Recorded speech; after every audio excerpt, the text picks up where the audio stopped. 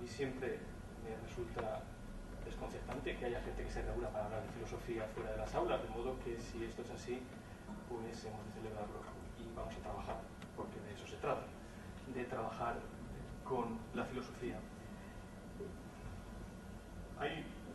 No os asustéis porque no voy a hablar de filosofía medieval si puedo evitarlo, ¿de acuerdo? Así que nadie tema que no se va a aburrir. Voy a poner todo mi empeño en que nadie se aburra durante la siguiente hora. Hay, sin embargo, un libro muy bonito sobre la Edad Media de Helen Waddell que se llama The Wandering Scholars, los estudiosos vagabundos, y es una descripción maravillosa de quienes se dedicaban a hacer más o menos lo que hacemos nosotros cuando no había instituciones para hacerlo. El libro llega hasta la época en que las escuelas empiezan a organizarse debidamente junto a las catedrales y se forman las universidades, pero no hay universidades todavía cuando Waddell explica lo que hacían los goliardos, los poetas y filósofos de la Edad Media, que se preocuparon por transmitir algunas enseñanzas sin que hubiera, por así decirlo, una estructura institucional que protegiera debidamente esa enseñanza y garantizara su transmisión. Naturalmente, para quienes tenemos nuestro trabajo en la filosofía, la expresión de Wandering Scholars nos suena inmediatamente a sofistas. Y bueno, Ángel ha hecho muy bien la presentación y habría sido mucho más justo si hubiera dicho que en el fondo cada uno de nosotros, y desde luego yo, pues somos sofistas, que tratamos de trabajar en la filosofía y, en fin, ganarnos la vida con ello. Doy por supuesto que sois todos profesores de filosofía. No hay nadie que sea profesor de otra materia o de otra disciplina. En fin, estamos en casa, ¿no? Así que podemos trabajar a fondo. Era una de las cosas que le pregunté a Ángel y a Manolo Vela, si podíamos dedicarnos a hablar de filosofía de verdad, y no como en clase o en otro sitio. Entonces, si podemos hablar de filosofía, vamos a hablar de filosofía. El curso, tal y como lo habéis organizado, tiene que ver con filosofía, cultura y educación. Este es el lema del curso y entiendo que las reflexiones que vayamos a hacer cada uno de los que vengamos aquí tienen que entrar de alguna manera a relacionar cada una de esas cuestiones.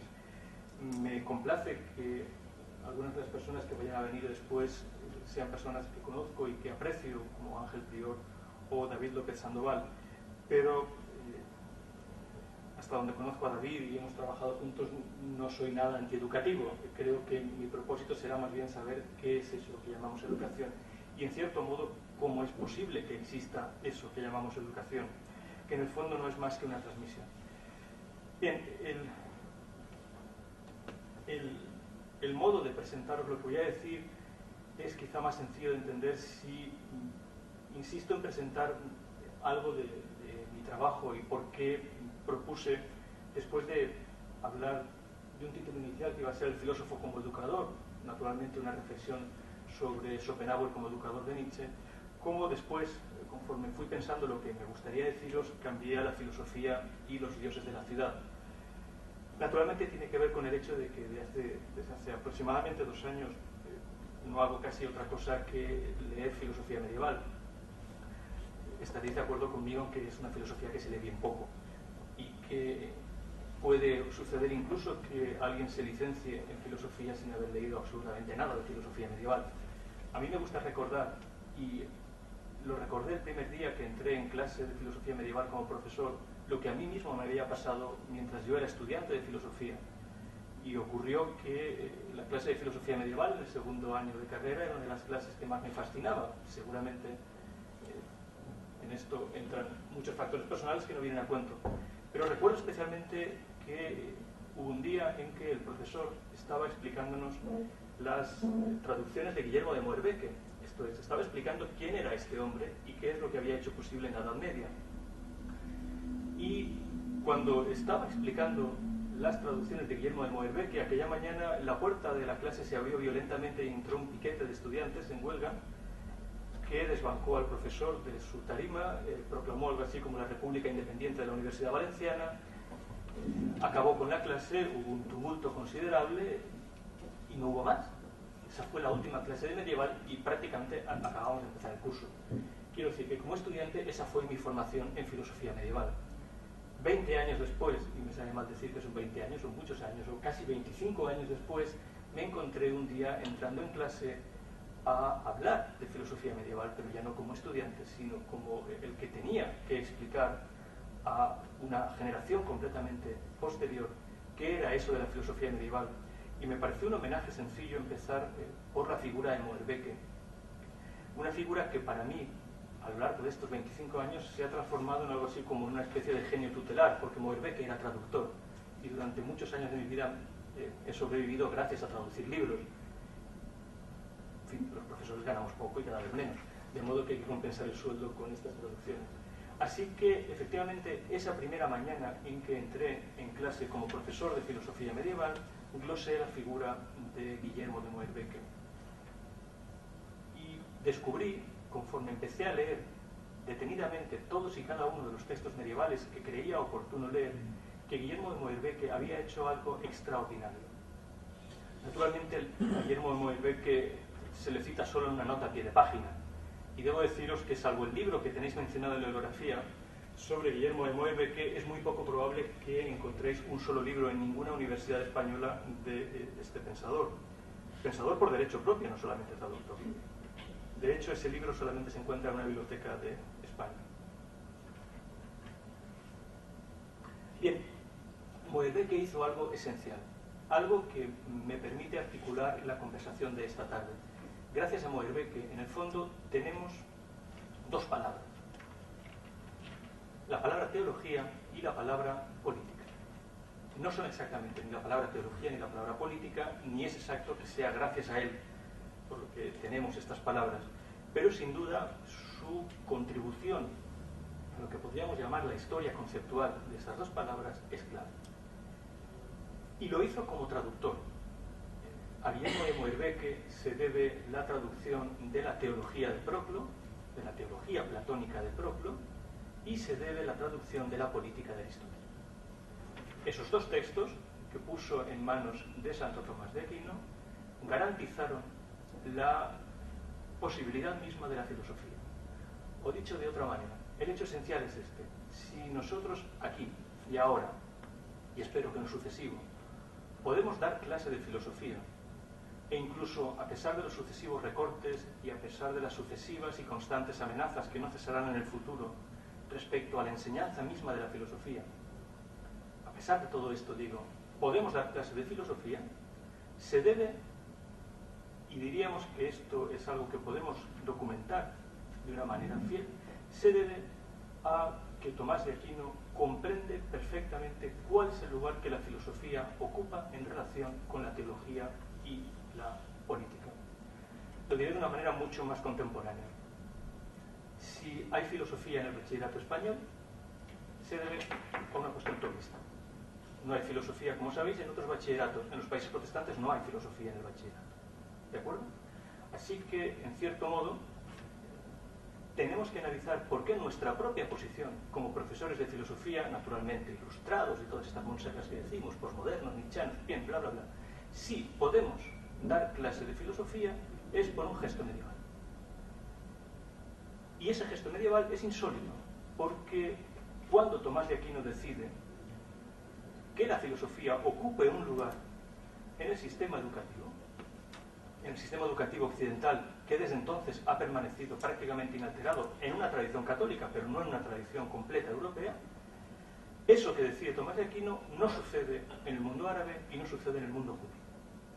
Los dos grandes corresponsales de Tomás de Aquino en los siglos XII y XIII, Maimónides y Averroes, no lo consiguen en sus respectivas esferas de influencia.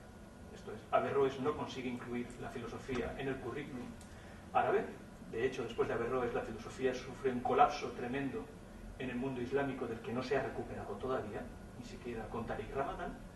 Y en el mundo judío, la filosofía sufre un colapso semejante después de Maimónides, del que no se recupera prácticamente hasta la ciencia del judaísmo en Alemania del siglo XIX.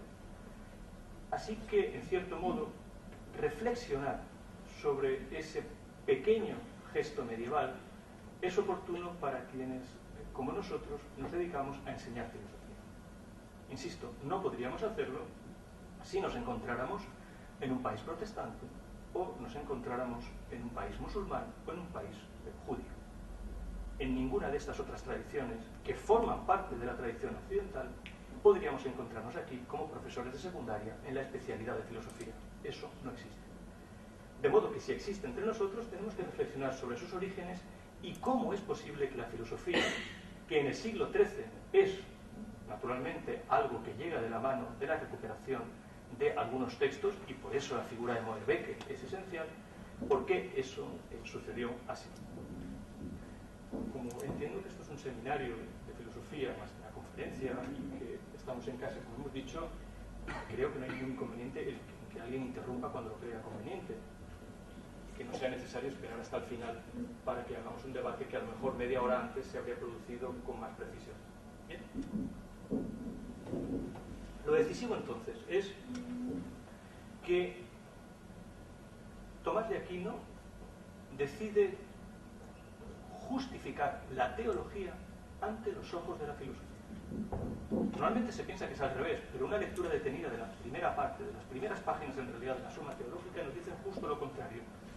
La frase de Tomás de Aquino literalmente es: hay que saber si además de la filosofía puede haber otra doctrina. Aliam doctrina aderi es la expresión de Tomás de Aquino para esto.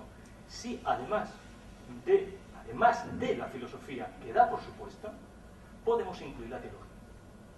Dicho de otro modo, el proceso tomista es un proceso muy sutil, porque al final acaba exigiendo para todo aquel que tenga que llegar al conocimiento supremo, que es la teología, esto es la ciencia de Dios, acaba exigiéndole el conocimiento de la filosofía. Dicho de otra manera, Tomás de Aquino no está dispuesto a conceder el título de teólogo al que no sea ya un buen filósofo. Y esa, insisto, esa es la razón de que nosotros sigamos siendo profesores de filosofía ahora. ¿De acuerdo? En los países protestantes tenemos que pasar por debates muy distintos, y supongo que todos recordaréis el conflicto de las facultades de Kant, ¿de acuerdo? O, si nos ciñéramos al texto que inicialmente había pensado para que discutiéramos aquí, Schopenhauer como educador de Nietzsche, veríamos que el debate precisamente es ese. Pero no es un debate de los países católicos. Así que, insisto, nosotros tenemos que movernos en una historia efectual de lo que es la enseñanza misma de la filosofía. Por eso es muy conveniente, cada vez que nos quejemos de lo que ocurre con la filosofía, recordar, si me puedo permitir la broma, que en cierto modo es un milagro que sigamos dando clase de filosofía, ¿de acuerdo? Y me apresuro a añadir que yo no soy católico, esto es, que mi aproximación a la historia de la filosofía medieval es una aproximación completamente libre de perjuicios, puesto que no soy católico, ni musulmán, ni judío. Esto es, me acerco a la historia de la filosofía medieval como profesor de filosofía. Y por tanto me interesa darme cuenta de algunas cosas que una lectura muy detenida de los textos nos descubre, si sabemos leer finalmente esos textos.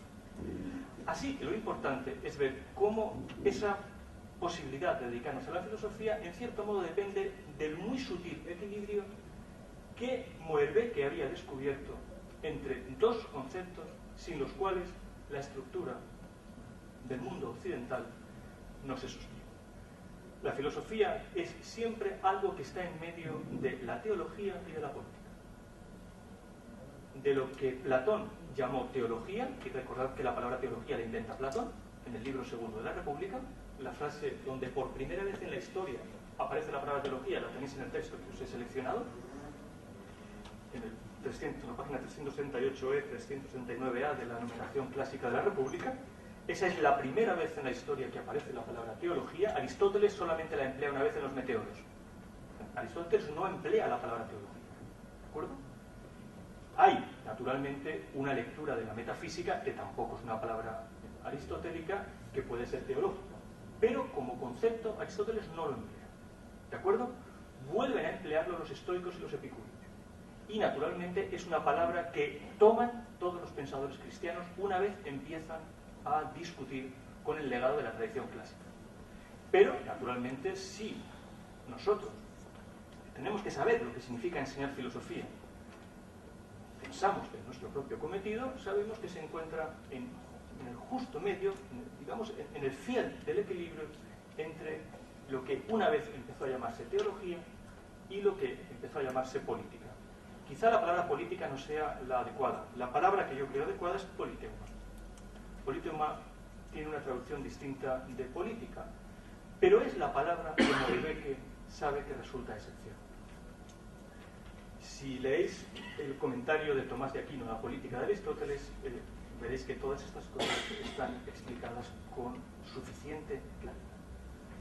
Así que el propósito de la conversación de esta tarde era explicar nuestro cometido como una especie de asunto teológico-político y rastrearlo dando un pequeño salto hacia atrás. Supongo que Manolo Vela será mucho más straussiano que yo en su intervención del martes que viene, pero comparto con Leo Strauss, a quien le dediqué mi tesis doctoral, muchas cosas, una en especial. Estoy de acuerdo con Leo Strauss en que lo que llamamos crisis, no me refiero a la crisis económica, ¿de acuerdo? Lo que llamamos la crisis del mundo occidental es un fenómeno muy poderoso.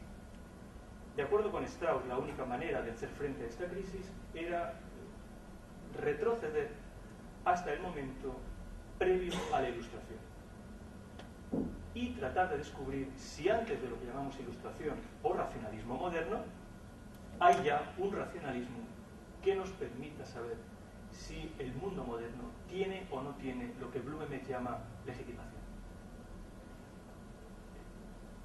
Por decirlo de otra manera, no somos antimodernos, no somos antidemócratas, no somos antiilustrados, pero reconocemos que la crisis nos obliga a saber si la modernidad, la ilustración y el fenómeno político que las acompaña, que es la democracia, es efectivamente algo más que una ilusión. Así que si nosotros, como en la bibliografía indico, estamos por legitimar la edad moderna, tenemos que saber si esa legitimidad de la edad moderna es posible tratando de rastrear debidamente la historia de esa edad moderna desde el principio. Así que estoy de acuerdo con Leo Strauss en que hay que volver a otro periodo, y naturalmente ese periodo es el periodo medieval, no el periodo clásico, sino el periodo medieval, porque el periodo medieval es el primero en comprender la importancia de una transmisión cultural. Los griegos no se plantean el problema de una transmisión porque los griegos no se plantean que haya algo antes de los griegos. Quienes podrían haberlo hecho, efectivamente, antes que los medievales son los romanos. Y, a mi modo de ver, lo hacen introduciendo un concepto, el de imperio, en el que nos detendremos seguramente después. Seguramente, si la palabra política nos interesa en ese fiel de la balanza, es por la aportación romana. Pero creo que la gran irrupción en la historia es la irrupción del mundo judío y cristiano. Esto es lo que hace que el mundo clásico no pueda ser ingenuamente leído. Y hay lecturas ingenuas del mundo clásico. Buena parte de lo que hemos aprendido leyendo a Heidegger o leyendo a Hannah Arendt es una reflexión tremendamente ingenua sobre lo que significa ser griego. Tremendamente ingenua, casi naif, por decirlo de una manera más clara y precisa.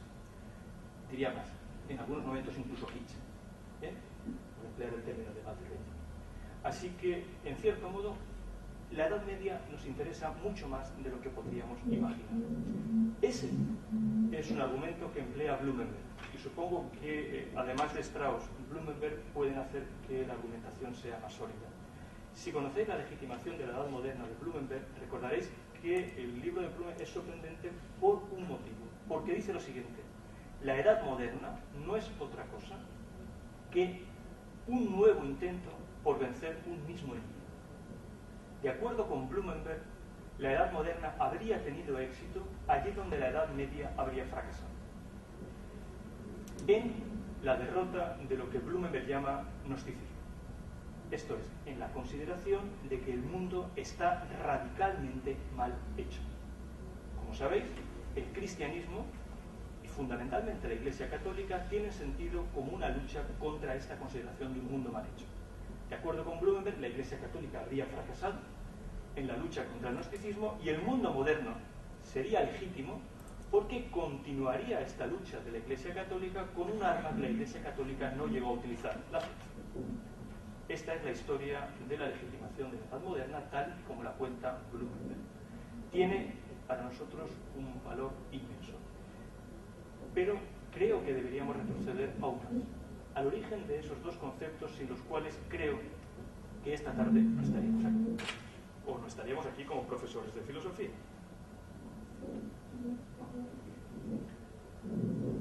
¿Qué ocurre con la palabra teología?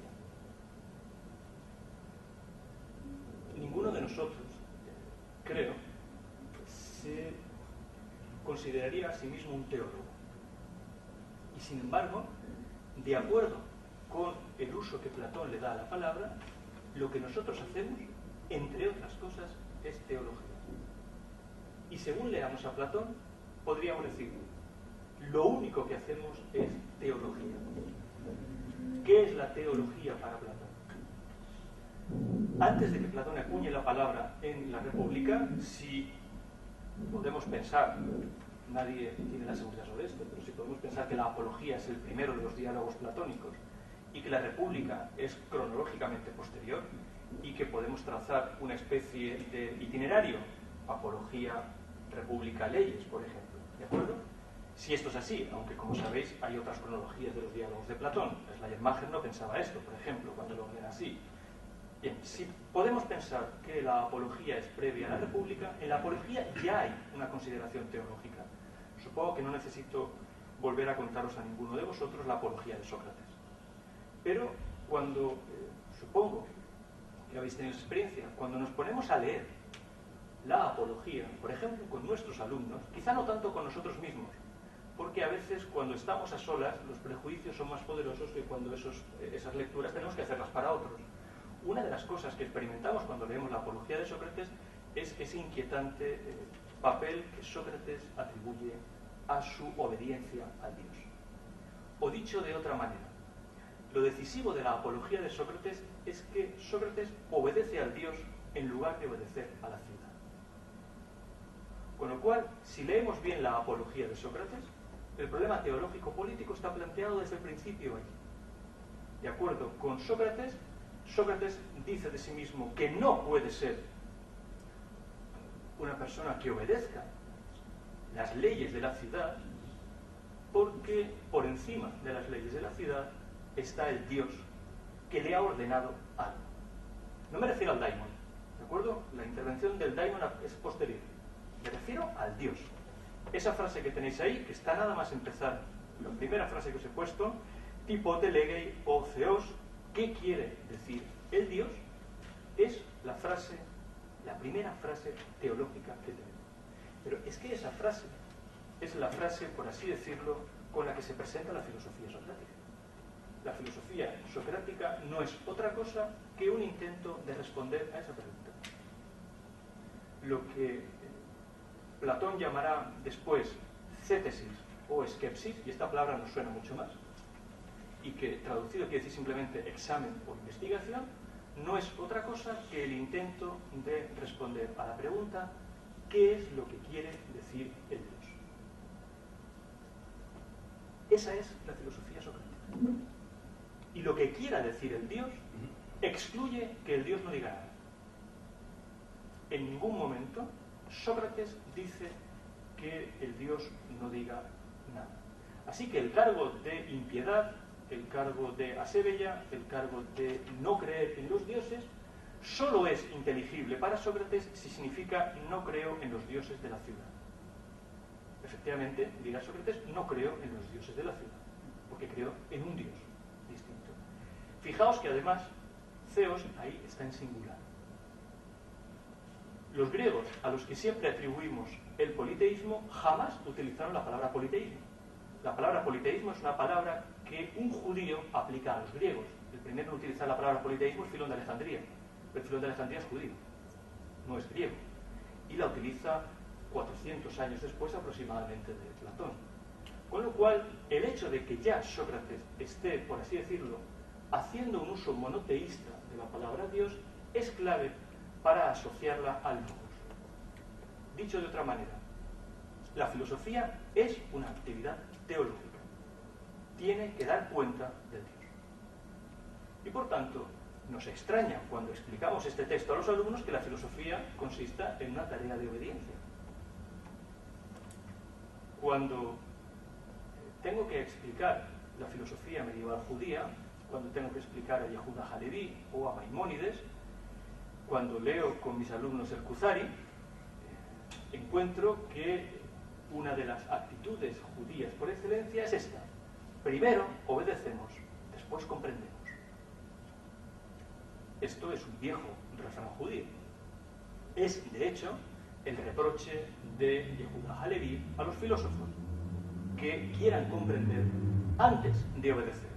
Pero lo característico es que en el Kuzari, Yehuda Halevi diga que Sócrates es un judío.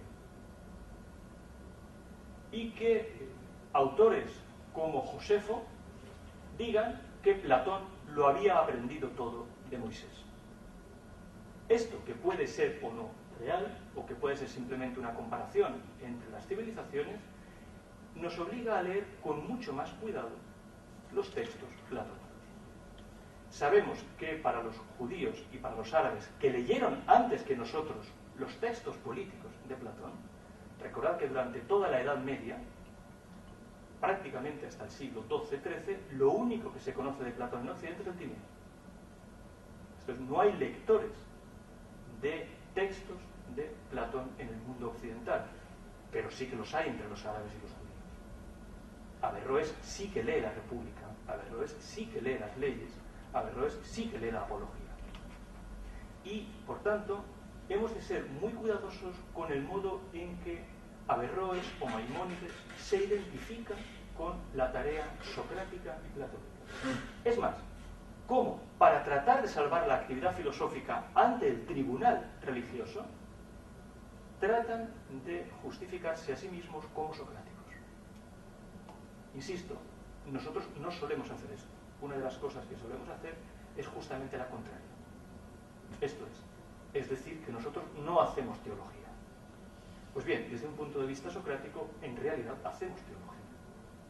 Porque el examen socrático, la cétesis socrática, la skepsis socrática, no es otra cosa que el intento de responder a la pregunta ¿qué dice el Dios? ¿Qué quiere decir el Dios? Si lo tradujéramos al inglés tendríamos el término con el que hablan los filósofos de la ciencia, ¿no? What means God? ¿Qué dice Dios? ¿Qué quiere decir Dios? ¿Cuál es el significado? ¿Cuál es el sentido de lo que dice el Dios? No es una cháchara, hay un sentido en eso que dice. Ahora bien, Platón refina su uso de la palabra teología en la República. Ese pasaje que tenéis ahí. Y es un pasaje del que se pueden extraer multitud de enseñanzas. Es el libro segundo de la República. Permitidme un inciso. Hace muchos años que doy clases, supongo que como vosotros. Y Manolo es testigo porque fue uno de mis alumnos cuando yo era muy joven. Una de las cosas que siempre me han llamado la atención es que mis compañeros de departamento, los otros profesores de filosofía, quizá vosotros mismos, por lo cual podríamos discutir esto, nunca les pongan a los alumnos en las manos los libros originales de los autores. Y utilicen estos manuales más o menos adaptados con los que yo jamás me he llevado bien. Y perdonadme, ¿de acuerdo? De modo que mis alumnos siempre han tenido que tener en las manos la República de Platón. Desde que doy clase he manejado con ellos 4 o 5 traducciones distintas, siempre buscando cuál es la mejor traducción. Y la última que estaba manejando es la última que ha salido en la editorial Akal, que dista mucho de ser la mejor, pero que a veces cuando tienen que comprarse el libro 60 personas es la más sencilla de adquirir, ¿de acuerdo?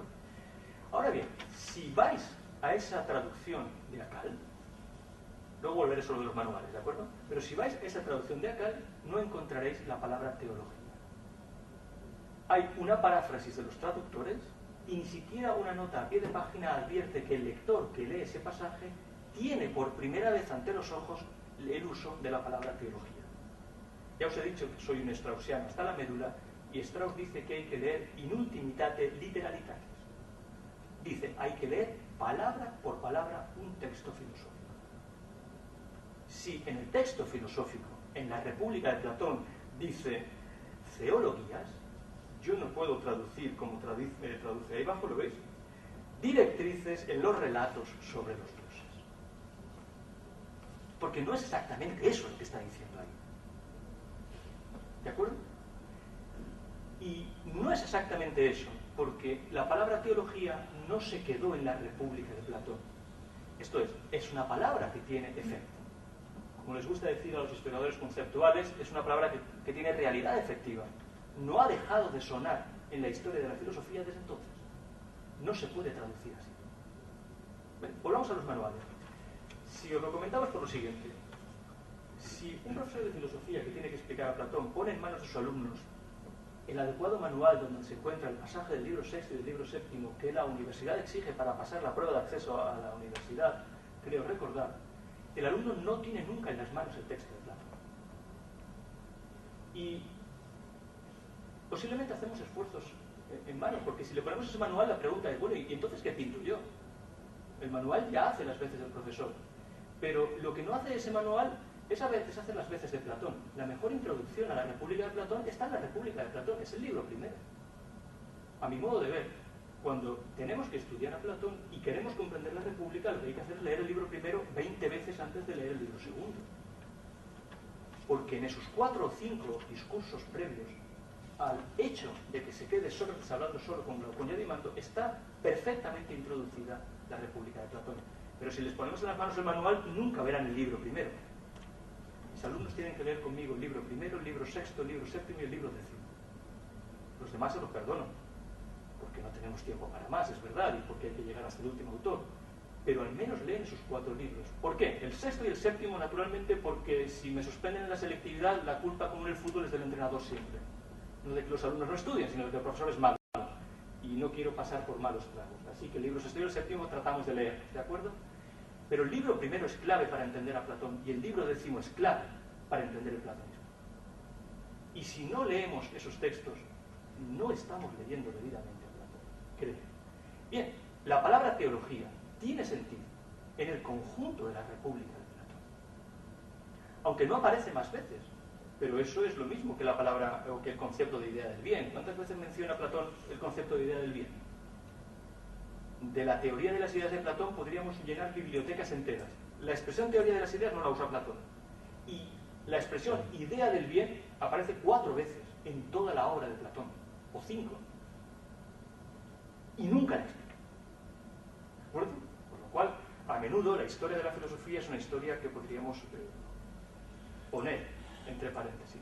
Bien, ¿qué es la teología en la República si ya sabemos qué ha sido la apología de Sócrates? La teología tiene que ver con la fundación de una ciudad, con la fundación de una ciudad justa, con la eliminación de la poesía, con la condición de la investigación filosófica y con la inmortalidad. O sea, que la teología es el equivalente de la filosofía. La investigación filosófica no es otra cosa, en realidad, que la investigación sobre qué es lo que decimos de Dios y qué es lo que Dios dice. Entendiendo Dios como la condición de nuestra posibilidad de entender las cosas. Sí, voy a intentar hacer todo lo posible por no llegar a la edad moderna, ¿de acuerdo? Pero haré una revisión. Si leéis que tampoco está en el manual correspondiente de Descartes, claro. Si leéis la dedicatoria de Descartes de las meditaciones metafísicas a los decanos y doctores de la Facultad de Teología de París, veréis que, aunque se suele decir que Descartes no hace uso de la literatura previa, en el fondo, ese discurso previo a las meditaciones es teología platónica. E incluso podríamos decirlo en un sentido muy marcado por la tradición. Posiblemente Descartes está haciendo uso de Proclo, más que de Platón. Muy bien, volvamos atrás. Ahí, sin embargo, tenéis la expresión teología. Fijaos en la traducción, que no es muy buena, pero es una traducción. Adimanto, libro segundo. Luego volveremos al libro primero. Ni tú ni yo somos poetas en este momento. Ya sabéis que el libro décimo incluirá la discusión final sobre la relación entre filosofía y poesía. Sino fundadores de una ciudad. Los fundadores de una ciudad se ven obligados a fundar una ciudad porque en el libro primero se ha llegado a un punto muerto, si os acordáis. La discusión en el libro primero ha sido tan virulenta, la discusión final con Trasímaco, que Sócrates está abochornado, cansado, y cree que ha llegado al final. Luego nos dice que en realidad eso solo había sido el proemio. Y cuando leemos que Platón dice que el libro primero es el proemio, debemos leer: luego el libro primero es imprescindible para entender toda la República. Algo que nos debería hacer pensar en las razones por las cuales excluimos la lectura del libro primero para los alumnos que por primera vez ven la República de Platón. Y si ha sido el proemio es porque la discusión en el libro primero ha quedado inacabada en un punto fundamental. ¿Qué es la justicia? ¿Y cómo se consigue una ciudad justa? Ahora, si recordáis, la argumentación platónica es la siguiente. Si queremos responder a la pregunta por la justicia, inevitablemente tenemos que, ¿os acordáis de esa metáfora? Tenemos que buscarla en caracteres grandes, ¿os acordáis? De modo que tendremos que hacer un doble juego, y esta es la estructura de república. Tendremos que buscar una ciudad para luego hablar del alma justa. Solo en una ciudad justa hay almas justas. Y este es el paralelismo que recorre toda la república. Muy bien. Si esto es así, entonces tenemos que encontrar una ciudad justa. Una ciudad justa no puede ser una descripción de una ciudad, no puede ser una éxfrasis, no podemos describir Atenas. Razón por la cual, si lo meditáis, la república es un diálogo que no tiene lugar en Atenas. Como sabéis, el diálogo tiene lugar en el Pireo. Luego veremos que esto, naturalmente, tiene que ver con la eterna discusión popperiana respecto a si Platón era o no demócrata. Si Popper hubiera leído como se leía a Platón, a lo mejor sus libros serían distintos. La discusión no puede ser una éxfrasis de Atenas, porque Atenas no es una ciudad justa.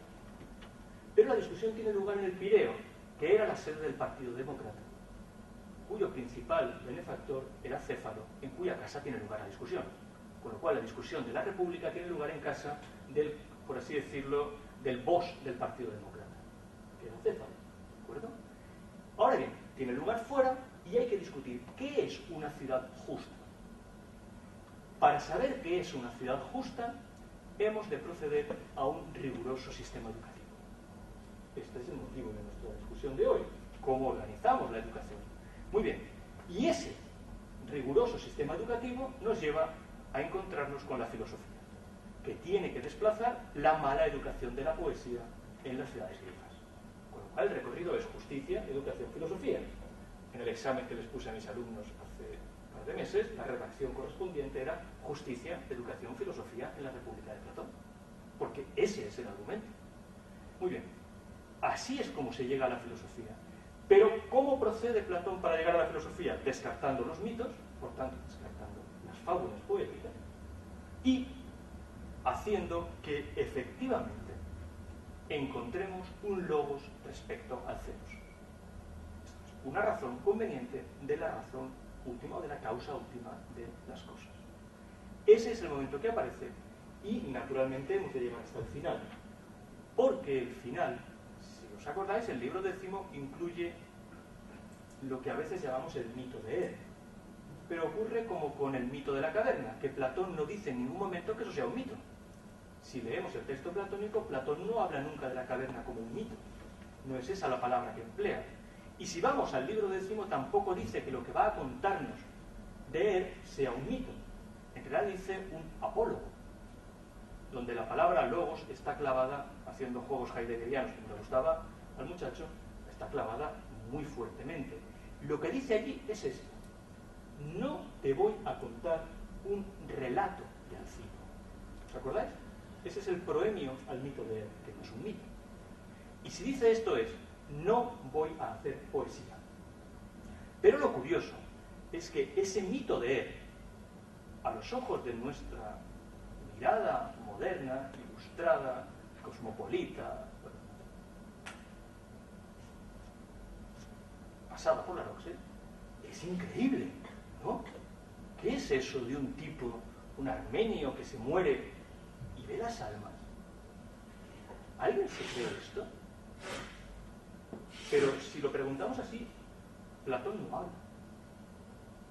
Porque Platón cuenta eso después de habernos dicho: esto que te voy a contar no es poesía.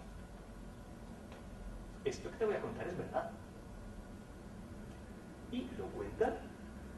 Y cuando acaba en el asombroso párrafo final de la República, que naturalmente no acaba, porque no hay discusión posterior sobre el relato de él, nos dice: y si hacéis estas cosas, seréis felices, eu pratein.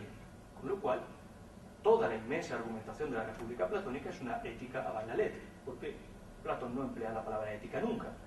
Es una práctica, y es una práctica que tiene que ver con dar razones sobre el logos que no son poéticas, que no son ficticias y que son filosóficas. Este es el modo platónico de entender su relación con la ciudad. Obviamente, no pueden ser los dioses de la ciudad porque no pueden ser los dioses homéricos, porque no pueden ser los dioses de la tradición. Y por esta razón, el filósofo, cuando emprende su investigación, se convierte en sujeto impío, se convierte en alguien que no cree en los dioses de la ciudad porque no cree en lo que la tradición ha contado. Como sabéis, la discusión con Homero no era una discusión de potencia a potencia solamente, no se trataba de una ansiedad de la influencia entre Homero y Platón, se trataba de que desde Pisístrato, en el siglo VII, la Ilíada y la Odisea eran los libros de texto, sancionados oficialmente y exigidos en el currículo griego, por decirlo a la manera moderna. Esto es, Platón estaba haciendo efectivamente un ataque a toda la estructura de la cultura griega. Era un ataque radical. Del mismo modo que Descartes pensaba, segunda alusión a la modernidad, que el discurso del método y especialmente las meditaciones metafísicas serían adoptadas en todos los colegios de los jesuitas como libros de texto y de esta manera desplazarían a los manuales que se usaban hasta ese momento.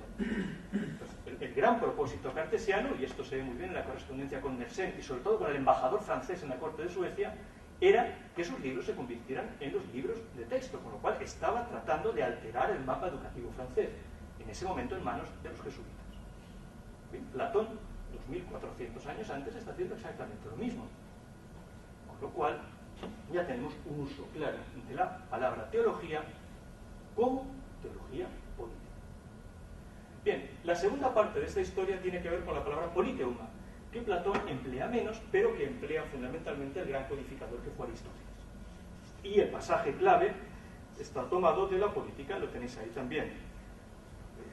En la primera redacción que hice cuando preparé esto, teníais una selección de textos de todas las cosas que os he puesto en el pequeño guión, pero el guión se iba, entonces las páginas iban a casi 20 y tantas, porque había efectivamente textos de la historiografía romana, de Plotino, de Filón, de San Pablo, etc.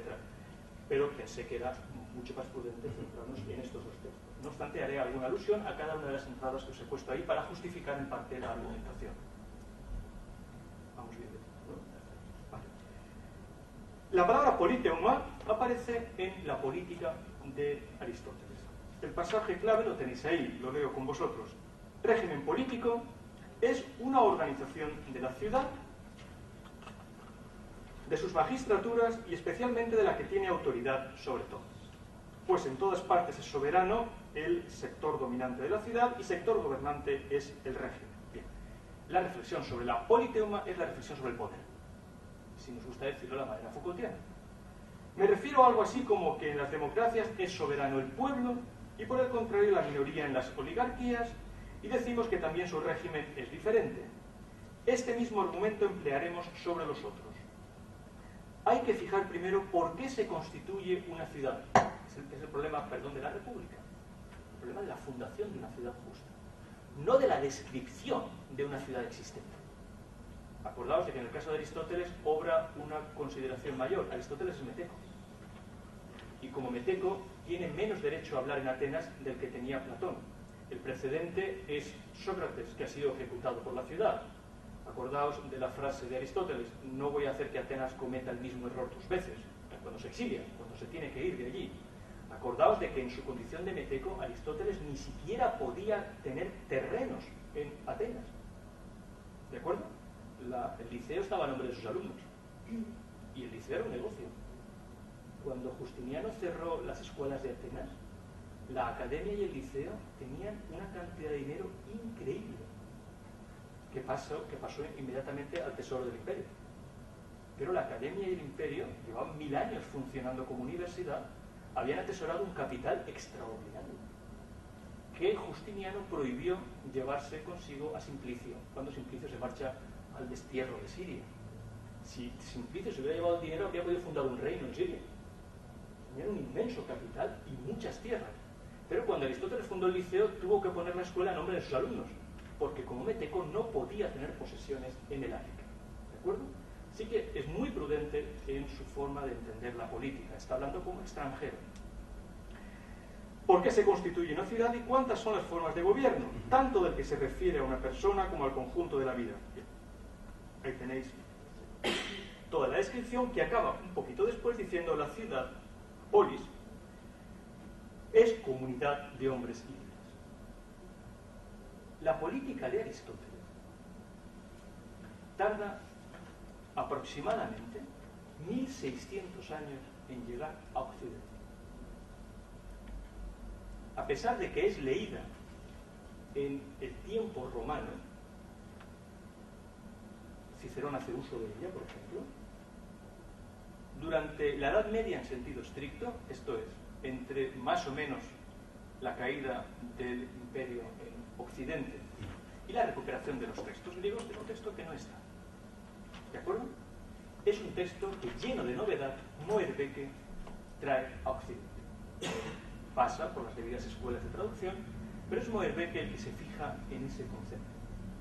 Y el que le sugiere a Tomás de Aquino que politeuma, esto es, el régimen adecuado de la ciudad, la consideración sobre la ciudad justa y el poder en la ciudad justa, solo tiene sentido si, y solo si, se mantiene en equilibrio con la teología correspondiente. Por eso, cuando repasamos la lista de obras que Moerbeke tradujo, llama tanto la atención que junto a la política de Aristóteles esté la teología platónica de Platón. No la República de Platón, que no usaron, ¿de acuerdo? Porque no la tuvieron, no tuvieron acceso al manuscrito, no tuvieron acceso a los códices, ¿de acuerdo? Pero sí esta reflexión sobre lo que al final la Edad Media había entendido perfectamente como teología. Y cuando Proclo, en el siglo IV, V, escribe su teología platónica, sabe que está haciendo eso como sinónimo de filosofía. Por lo cual, cuando, para volver a la historia, Santo Tomás empieza a ordenar el mapa medieval, sabe que tiene a su disposición dos elementos sin los cuales no va a poder cartografiar por completo la realidad de su tiempo, que son teología y política. Es importante que recordéis que Santo Tomás y sus tesis son condenadas en 1277. Entonces, ahora pensamos en Tomás como aquel que en el fondo configura la Iglesia Católica.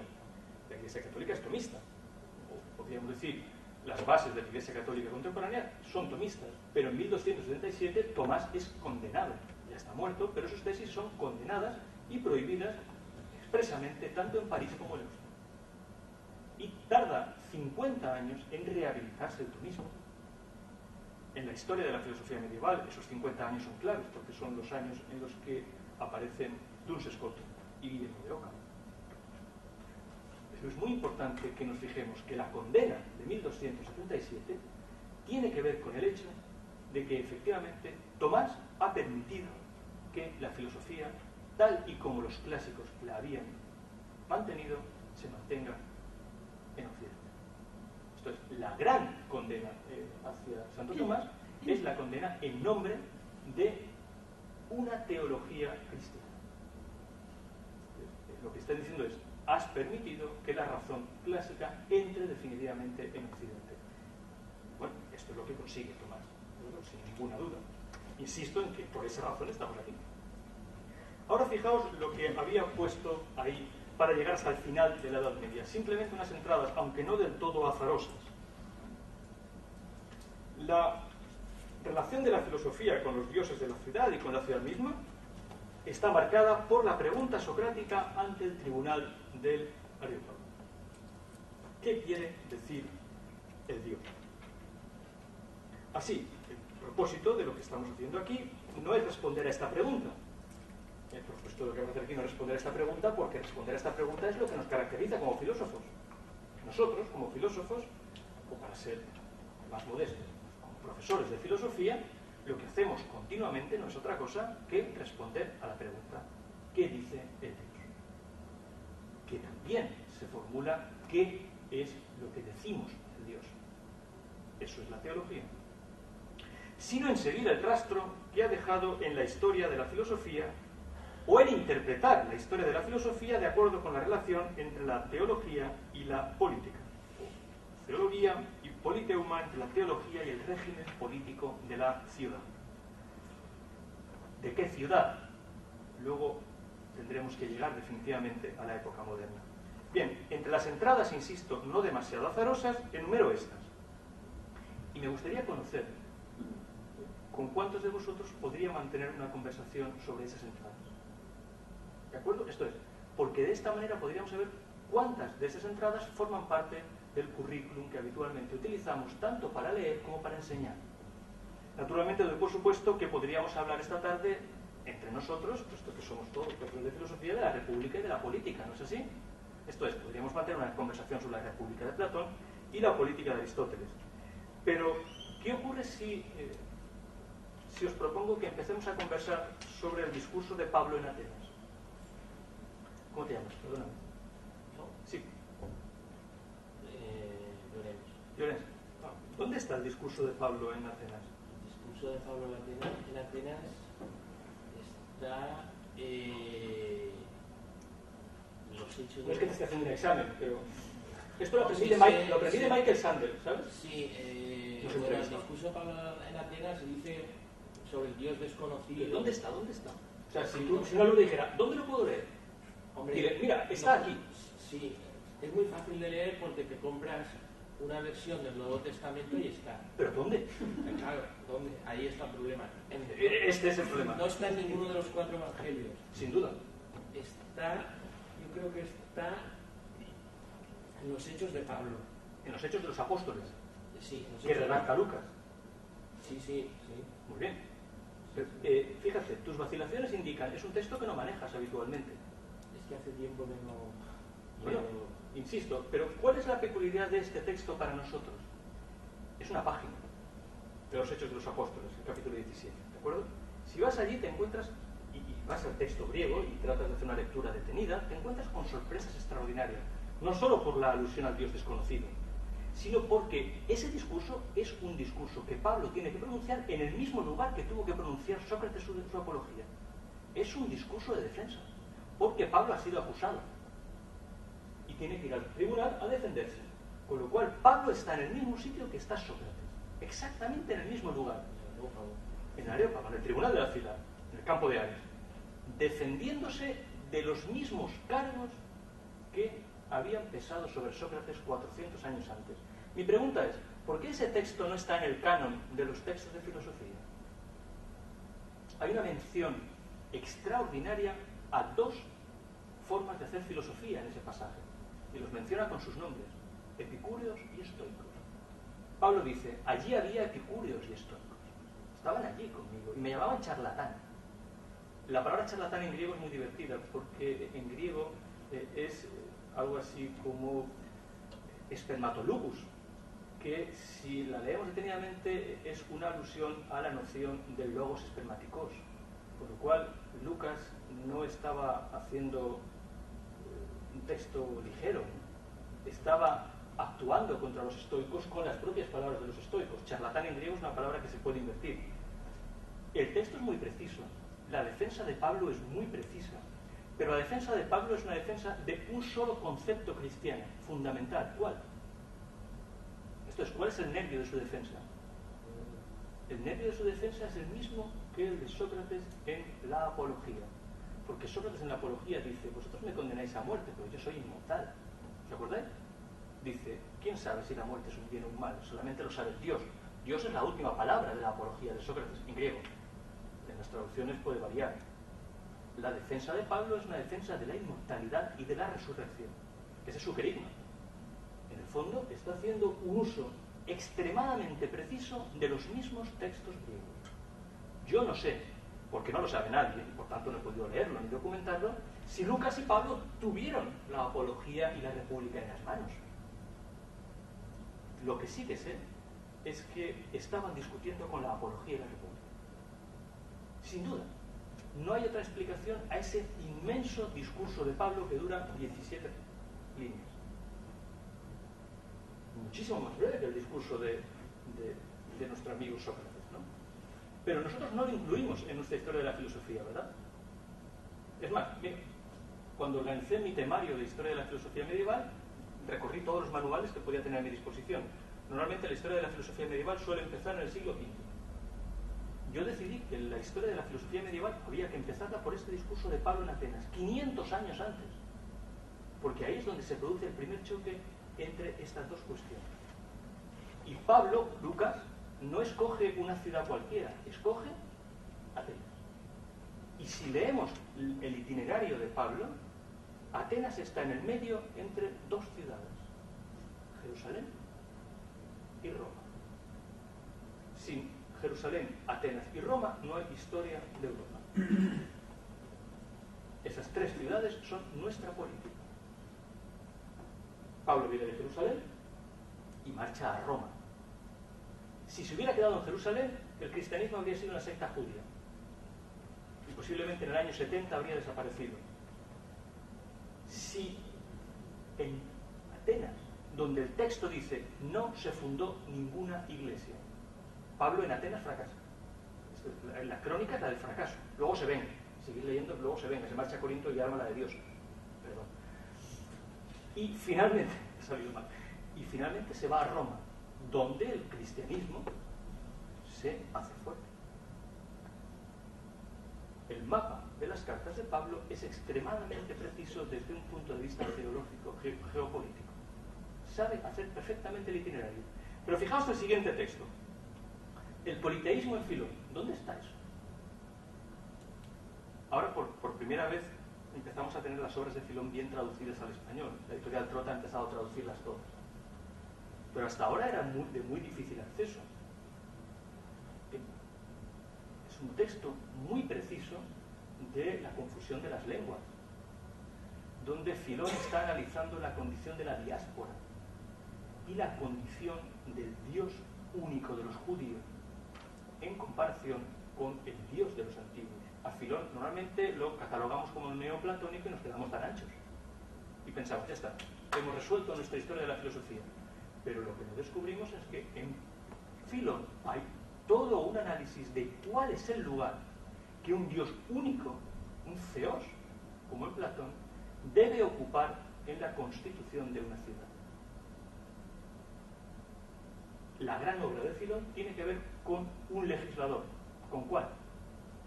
Con Moisés. Y Moisés es la figura análoga del legislador platónico. Fijaos en más textos que he seleccionado, pero no al azar, ¿de acuerdo? El análisis de la teocracia en Josefo. Teocracia es una palabra que acuña Josefo. Josefo no es un filósofo siquiera, es un historiador, un fugitivo que encuentra amparo en la corte de Vespasiano y que escribe la historia de los judíos mientras lo vigilan los secretarios del imperio. ¿De acuerdo? Con lo cual, la lectura straussiana entre líneas se impone. Pero el texto es muy valiente. Y lo que dice Josefo es que ni griegos ni romanos saben cómo se debe organizar una ciudad, porque carecen de un legislador como Moisés. Esto es, porque carecen, en la medida en que son politeístas, del Dios adecuado para organizar la polis. Eso lo dice Josefo. Eso está en Contra Apión, en su pequeña autobiografía justificatoria. De nuevo, un texto apologético. Plotino, en algún momento de su vida, pero esto nos lo cuenta Porfirio, no lo cuenta él en las Eneadas, quiso y escribió fundar una ciudad solo para filósofos. Llegó a enviar el proyecto al emperador, como nosotros hacemos para hacer un curso de filosofía, cualquier cosa, le envió un proyecto al emperador. Tenía buena amistad con la emperatriz. Y el emperador lo negó. ¿Por qué lo negó? Porque de algún modo el Senado le dijo: Plotino crea una ciudad y al día siguiente el imperio carece de autoridad. Si Plotino funda una ciudad justa, al día siguiente ni una sola ley de los romanos tiene validez. Y el emperador, de una manera muy gentil, le dice: querido Plotino, no hay presupuesto, estamos en crisis, no podemos fundar, como la llamó, Platonópolis, que era el nombre que quería ponerle Plotino a esa ciudad que iba a crear en unos terrenos que había comprado en la Campania, al sur de Roma. Fin de la historia de la ciudad justa de Plotino, ¿de acuerdo? Fijaos en la siguiente: la historiografía romana. Tácito es el personaje más importante de todos, y seguramente justo aquello que más nos interesa de Tácito es lo que se ha perdido. De acuerdo con historiadores posteriores, Tácito habría escrito unas páginas al final de sus historias donde habría escrito una crítica demoledora del poder romano. Si se ha perdido de una manera azarosa o no, es una cosa que no podemos saber. En esa crítica, seguramente, al decir de quienes sí que pudieron leerla, Tácito había llegado a la conclusión de que la divinización del emperador era la raíz de la podredumbre del imperio, porque era falso. Otra vez, una consideración de que una mala teología es una mala política. La raíz de la decadencia del imperio, que es lo que ha descrito como Suetonio en los Césares, es la divinización del emperador. Las retractaciones agustinianas. ¿Cómo debemos entender la ciudad de Dios, por ejemplo? El pasaje clave, a mi modo de ver, de la ciudad de Dios está en la inmensa crítica que hace Agustín de la teología civilis de los romanos. Y es muy interesante ver cómo en latín es Agustín de los primeros en emplear, en latín, no en griego, de los primeros en emplear la palabra teología en el cristianismo. La habían utilizado algunos romanos, Varrón, por ejemplo, pero la obra de Varrón se ha perdido, no la podemos leer directamente, y es Agustín quien en la ciudad de Dios examina debidamente la teología de los romanos y la niega con la misma historia. La ciudad de Dios no es otra cosa que una debida justificación teológica de la política. Si tradujéramos ciudad de Dios a los términos griegos, ¿qué palabra encontraríamos? Teología política, prácticamente. Fijaos si seguimos con cómo debe formarse en toda la Edad Media la idea de pueblo, de la que proviene nuestra propia consideración de democracia. La idea de pueblo es una idea cristiana, no es una idea griega. Fijaos la pequeña contravención etimológica que tenemos. Supongo que habréis oído hablar de un debate moderno, que es el debate sobre el laicismo. Es un debate muy entretenido. Pues bien, laos, de donde viene nuestra palabra laicismo, es el nombre que el pueblo cristiano se da a sí mismo. Cuando hablamos de los laicos, un cristiano que haya leído un poquito sabe que está hablando de los cristianos, no está hablando de los laicos. ¿Cómo se llega a hablar de los laicos en el sentido contrario a los laicos? Bueno, porque a lo largo de la historia medieval el laos griego pasa a ser el populus cristiano. Y aquí populus tiene un sentido mucho más fuerte que el populusque romano. Y al final aparece una palabra sin la cual nosotros no estaríamos aquí: el clero. Esto es, aquellos que tienen como cometido la transmisión de una tradición. El clerc. No sé si habéis leído Julien Bendard, un autor muy famoso en los primeros años del siglo XX en Francia, que escribió un libro indispensable para nosotros como profesores de filosofía, La traición de clerc, la traición de los clérigos. No es un libro sobre curas. Nosotros, si decimos clérigo, podríamos hablando de los curas. Bendard, que era judío, no era cristiano, recuperó la palabra medieval para referirse a lo que habitualmente llamaríamos intelectuales, pero Bendard no quería hablar de intelectuales porque era una palabra ideológica nacida al amparo del asunto Dreyfus. Y él no creía que un clerc fuera un intelectual. El clerc es aquel cuya misión en la vida, cuya única misión en la vida es transmitir unas cosas. Cuando el clérigo aparece en la Edad Media es cuando se separa del laos, que es el pueblo. Ahí sí que entonces tiene sentido, pero el laos sigue siendo el pueblo cristiano. Fijaos entonces que ese clérigo acaba siendo el que puede hablar de teología. No os lo he puesto ahí, pero la figura clave es Abelardo.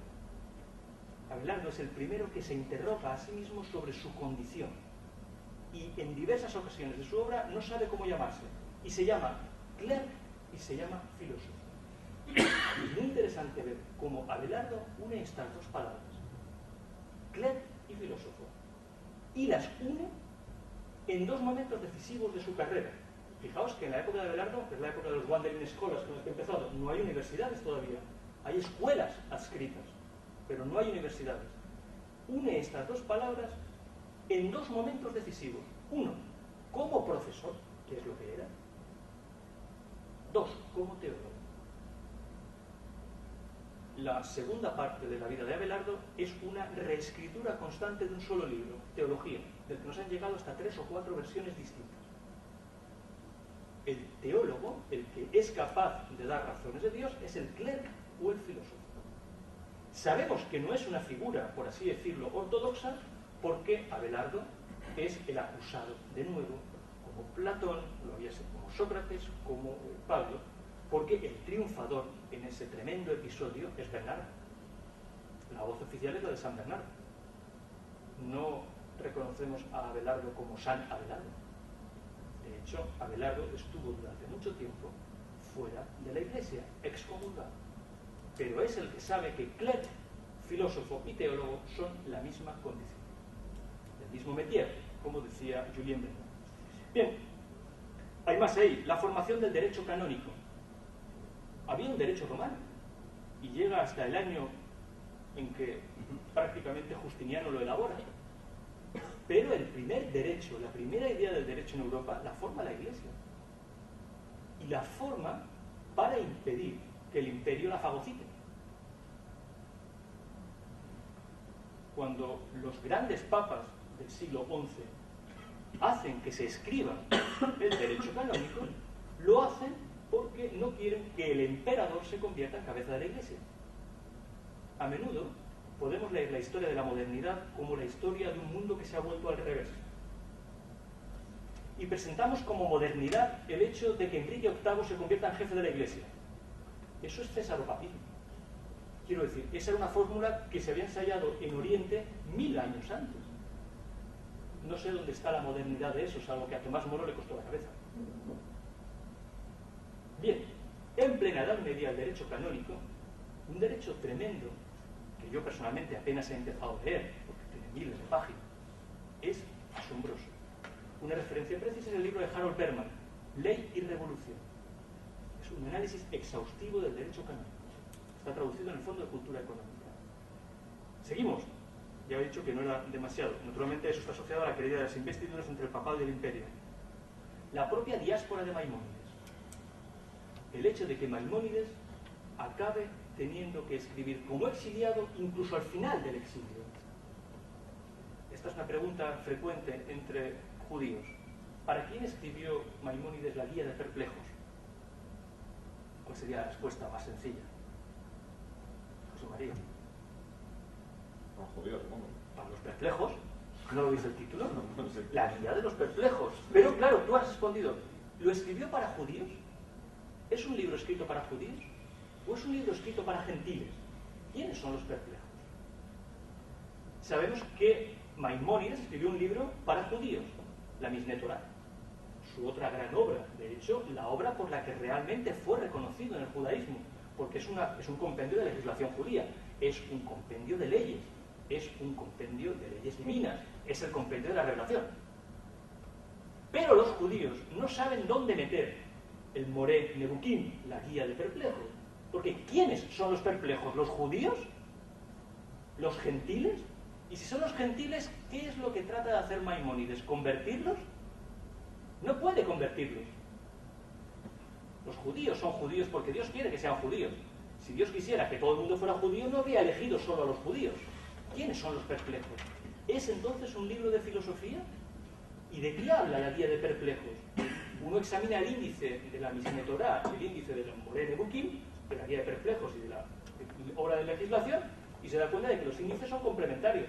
Pasa más o menos lo mismo como con la educación para la ciudadanía de segundo de la ESO y educación para la ciudadanía de cuarto. Si la Shosh es la misma cosa, ¿no? Pero a veces la dan los sociólogos estos, ¿no? Los compañeros sociales, y a veces no nos la dan a nosotros. Pero si es el mismo índice, ¿por qué ha escrito Maimónides 2 libros distintos? las traducciones de Guillermo de Moerbeke, a las que ya he hecho mención, el propio texto de Dante sobre la monarquía.